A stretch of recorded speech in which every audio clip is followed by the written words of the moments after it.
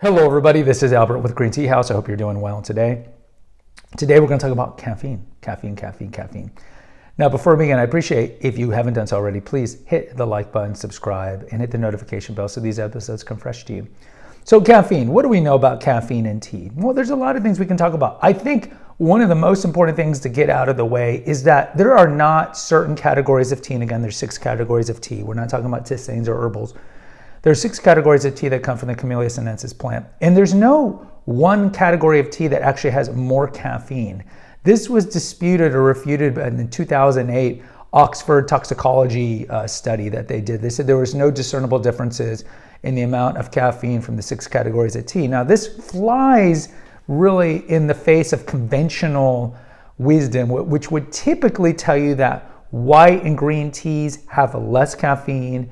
Black teas, for example, have more caffeine, but it's not necessarily true. Now, there are factors that we'll discuss right here that will make the caffeine levels higher in certain teas. Now, first of all, before we talk about this, overall, tea has less caffeine overall, okay, because there's exceptions. Tea has less caffeine than coffee, than the Arabica bean, for sure. And you're looking at, depending on which tea in the leaves and all these things, anywhere from maybe a quarter to the amount of caffeine. If you're looking at, if you're comparing like 2 8 ounces of coffee, depending like the average coffee, and let's say whatever tea, it's going to be about a quarter less caffeine. So any of you who are caffeine sensitive, something to know. And I think most of you guys who are watching this party already know this. Now, for me, I have not drank coffee in 30 years as a whole. And this is because I get jittery and I get palpitations. And so this is one of the reasons, and I talk about, I think in that introductory video, maybe it's at the website, why I eventually got into tea, so to speak. So the other thing about caffeine in tea is that the Camellia sinensis leaves have theanine. Theanine is an amino acid that kind of regulates the caffeine in you. So for example, if you're eating chocolate, like cacao, that's got caffeine. But more importantly, let's say sodas or coffee, you'll get this jolt. Let's think about it like an espresso. You'll get this jolt, and then you can get the palpitations. And I get it. I get them, but not everybody gets it. But you definitely feel the caffeine, and then it wears off. Theanine is found in tea, but is not found in coffee. Theanine kind of gives you this alertness throughout the day. And this is one of the reasons, there's a lot of reasons, but it's one of the reasons why people all throughout the world drink teas, because it increases your awareness and alertness. That's the psychostimulant that is caffeine, but it's not this spike jolt that you get from coffee. And this is one of the reasons people enjoy tea. Now, what are some of the factors that will increase your caffeine? I would say probably the biggest one, well, there's a couple obvious big ones, but if you're looking at categories of tea, the buds, the more newer leaves of the Camellia sinensis plant tend to have more caffeine. So if you look at teas that come from lower down, the more mature leaves, like oolong, for example, it's going to have less caffeine.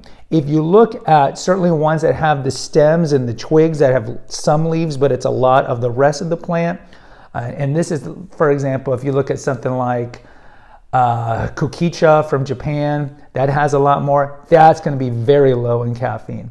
So what teas are you going to get from the newly sprouts, the bud, so to speak? Well, this is going to be, and I should say, increasing or accelerating this is going to be some of the Japanese teas that shade it, because when you shade the plant before plucking it, it's going to accelerate chlorophyll and accelerate the caffeine in it. So most famously, this would be like gyokuro. They shade the tea plant for gyokuro for, I think, a couple of weeks before they actually pluck it. So if you look at gyokuro, which is probably arguably the highest level of Japanese tea, gyokuro can have a lot of caffeine.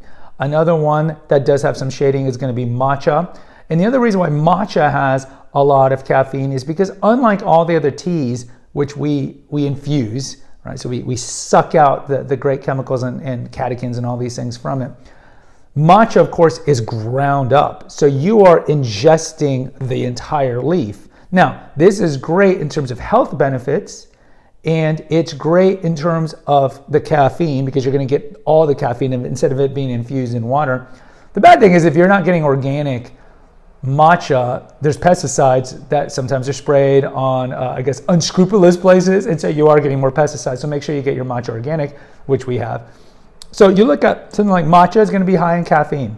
Gyokuro is going to be high in caffeine.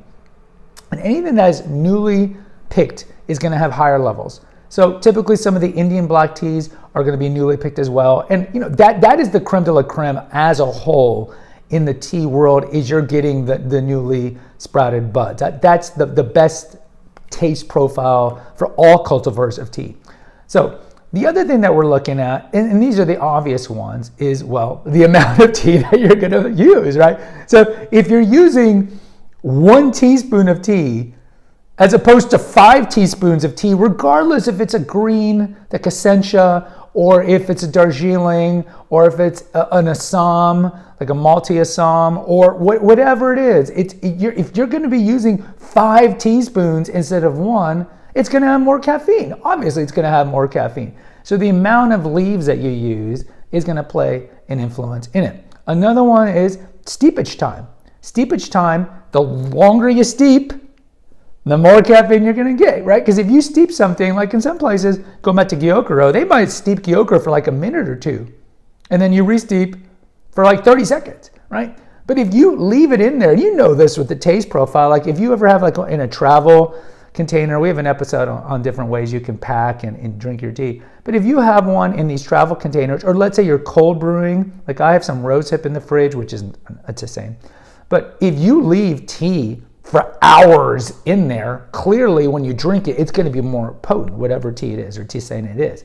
So the longer you steep it. So if you're steeping for 7 minutes on a black or 7 minutes on a pure, some sort of dark, it's going to be radically different than if you're only steeping it for a minute. So certainly.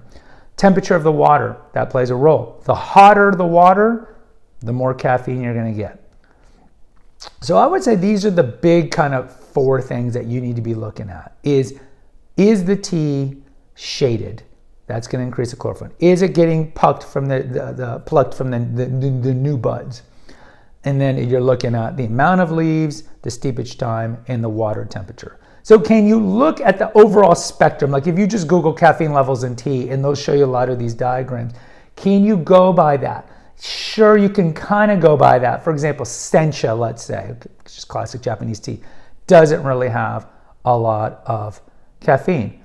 Hojicha doesn't really have a lot of caffeine. You look at just whatever standard Chinese green tea, gunpowder, doesn't really have a lot of caffeine compared to, let's say, the pu'ers and so forth. But as I told you, when it comes to the Oxford Journal of Analytical of Toxicology, they say there's no discernible evidence that any 6 categories of tea have more caffeine. A lot of it is these extrinsic factors that we had just talked about.